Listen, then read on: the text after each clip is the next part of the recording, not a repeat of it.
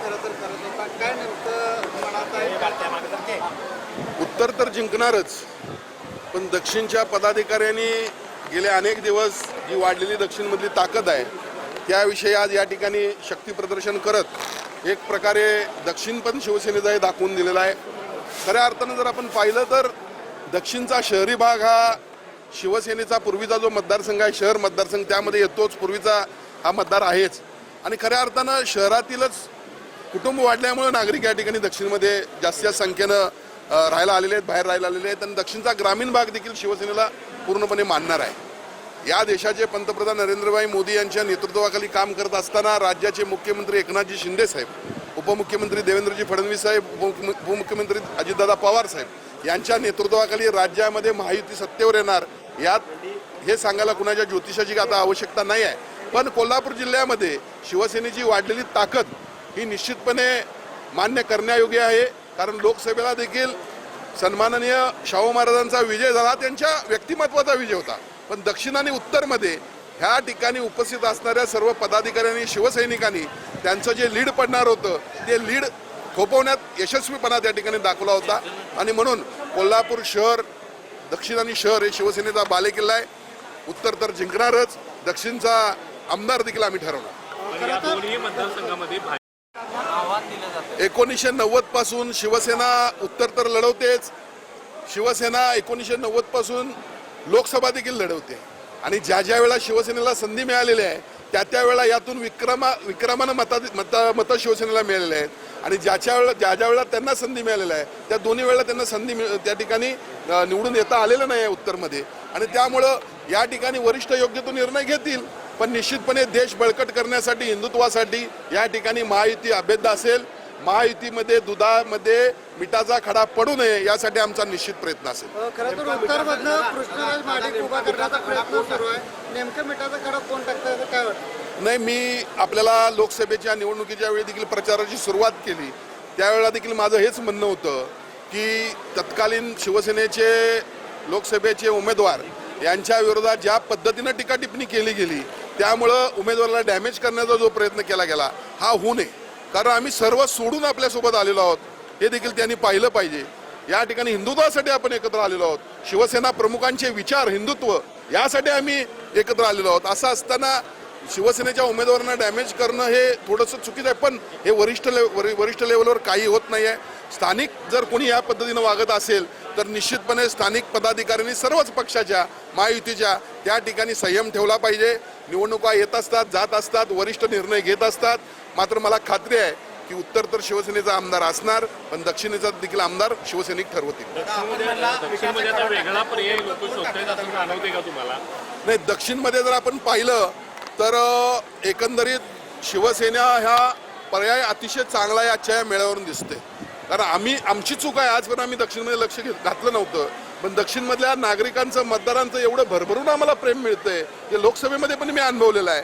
आणि असं असताना खऱ्या अर्थानं आमच्या हक्काचा, आमचा बालेकिल्ला आहे असं म्हटलं तर चुकीचं ठरणार नाही. या ठिकाणी शिवसेनेची ताकद फार मोठी आहे असं म्हटलं तर चुकीचं होत नाही.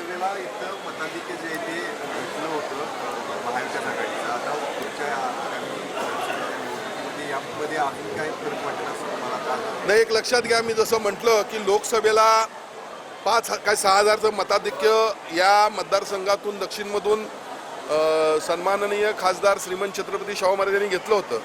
पण दक्षिणमध्ये आणि उत्तरमध्ये दोन्हीमध्ये मिळून 1,00,000च्या वरचं मताधिक्य त्यांना अपेक्षित होतं, पण दोन्ही मिळून 20,000चं मताधिक्य मिळालं. हे जरी असलं तर ते त्यांच्या व्यक्तिमत्वाचं मताधिक्य होतं, ते काँग्रेसचं नव्हतं. हे देखील लक्षात ठेवलं पाहिजे. आणि म्हणून श्रीमंत छत्रपती शाहू महाराजांचं मताधिक्य 1,00,000चं 20,000 कमी करायला देखील आम्ही यशस्वी हे शिवसैनिक ठरलेले आहेत. गेल्या 2.5 वर्षामध्ये मुख्यमंत्री एकनाथजी शिंदे साहेबांनी जी भरीव कामगिरी आहे कोल्हापूर जिल्ह्यासाठी, राज्यासाठी कल्याणकारी योजना ज्या आणलेल्या आहेत, त्याचबरोबर विकास कामं केलेली आहेत, या सर्व गोष्टींचा जर विचार केला तर आज कोल्हापूर दक्षिण आणि उत्तरमध्ये शिवसेना सक्षम आहे. आणि महायुतीमध्ये निर्णय झाला तर दोन्ही आमदार शिवसेने या ठिकाणी निवडून आलेले आपल्याला दिसतात. माझं म्हणणं असंच आहे की आपण साधे कार्यकर्ते आहोत. आपण एका विशिष्ट हेतूने एकत्र आलेलो आहोत. ज्या वेळेला 2019ला सार्वत्रिक विधानसभा निवडणूक झाली त्यावेळेला उद्धवजी ठाकरे हे काँग्रेस आणि राष्ट्रवादी सोबत गेले. अर्थात शिवसेना प्रमुखांचे विचार काय होते, तर मी कधीही काँग्रेस आणि राष्ट्रवादीबरोबर जाणार नाही, माझं दुकान म्हणजे पक्ष बंद करायला लागला तरी चालेल. मग ज्यावेळेला त्यांनी तशी भूमिका घेतली त्यावेळेला आम्ही काही कट्टर शिवसैनिक शिवसेना प्रमुखांना मानणारे त्यांच्या विचाराचे हिंदुत्ववादी होतो, जे सन्माननीय एकनाथजी शिंदे यांच्या नेतृत्वाखाली आम्ही भाजपसोबत आलो, आम्ही सर्व सोडून आलो. हे आम्ही हिंदुत्वासाठी आलो, आम्ही हे शिवसेना प्रमुखांचे विचार होते म्हणून आलो. असं असताना आम्हाला सामावून योग्यरित्या घेणं गरजेचं आहे.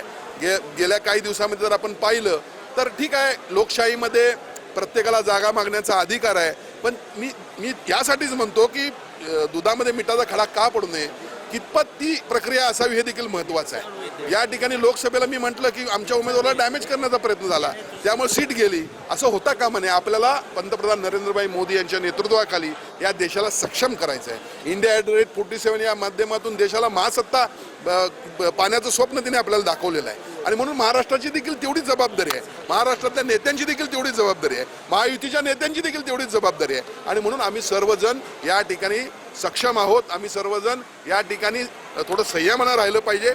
निश्चितपणे महायुतीचे सर्व पदाधिकारी नेते मंडळी चांगला निर्णय घेतील याची मला खात्री आहे. जागा मिळाली तर पदाधिकाऱ्याला या ठिकाणी उमेदवारी मिळणार नाही, एक लक्षात घ्या, शिवसेना प्रमुख नेहमी म्हणायचे शिवसेनेचा उमेदवार धनुष्यबाण उमेदवार असेल. खरं तर उत्तरमधनं जो पण मिठाचा खडा टाकतोय त्यांच्याबद्दल तुम्ही वरिष्ठांच्या तक्रार केलेली आहे का? काय नेमकं पुढं काय समजवण्याचा प्रयत्न होणार? नाही, एक लक्षात घ्या, मी अजूनही म्हटलं की पंतप्रधान नरेंद्रभाई मोदी यांच्या नेतृत्वाखाली देशाला सक्षम करायचं आहे. आणि देशाला सक्षम करत असताना पंतप्रधानांच्या बरोबर मुख्यमंत्री एकनाथजी शिंदे साहेब पण खांद्याला खांदा लावून काम करतायत. आज देशामध्ये जशी कनेक्टिव्हिटी आहे, जसं देश महासत्ता बांधण्यासाठी मार्गक्रमण करत आहे, तसं राज्यामध्ये देखील कनेक्टिव्हिटी पाहावी, राज्यातल्या कल्याणकारी योजना पाहाव्या, राज्यातली विकास कामं पाहावी. आणि असं असताना मग या ठिकाणी जिल्हा लेवलच्या देखील सर्व पदाधिकाऱ्यांनी महायुतीच्या समन्वय ठेवणं गरजेचं आहे. हीच माझी भूमिका आहे. आणि म्हणून आपण कुठल्याही महायुतीच्या एखाद्या नेत्यामुळं या ठिकाणी जर आपल्या पुढच्या जाहीर झालेल्या या आपल्या सीट्सना कुठला धोका होत असेल तर ती प्रत्येकाची जबाबदारी, हेच माझं म्हणणं आहे. दादा, ठाकरे गटाकडून पक्षाचे सचिव ज्यावेळी आले तसे फक्त मोजकेच 50 कार्यकर्ते स्टेज समोर उपस्थित होते. पक्षाचे सचिव जे आले होते ना, ते 2.5 वर्षापूर्वी मी सांगितलं होतं त्यांच्या मतदारसंघात जाऊन पुढचे खासदार नाहीत म्हणून. त्यांची लायकी काय मला माहीत आहे, कळालं का? यांनी आजपर्यंत उद्धव ठाकरेंच्या कानात हे असे कान फोकरे जे आहेत ना, यांनीच पक्ष संपवला. जे मोठे मोठे नेते पक्ष सोडून गेले ना, आमच्यासारखे कार्यकर्ते आम्ही जीवाभावानं, म्हणजे आमदार असताना 50-50 आणि 100-100 गुन्हे घेऊन पक्षासाठी काम करणारे हे का सोडून जातात, याचा विचार त्यांनी केला पाहिजे. ते या ठिकाणी आले तर 50 कार्यकर्ते नव्हते. आता तुम्हीच सांगितलं, तुम्ही दाखवलं सगळ्यांना काय यांची लायकी आहे. आणि हे जे कोणी होते यांची पूर्वीच वर्तमानपत्रांनी देखील दखल घेतलेली, यांचा खरा चेहरा दाखवलेला आहे, जे माझ्यावर निवडणूक लढवण्याची भाषा करतात.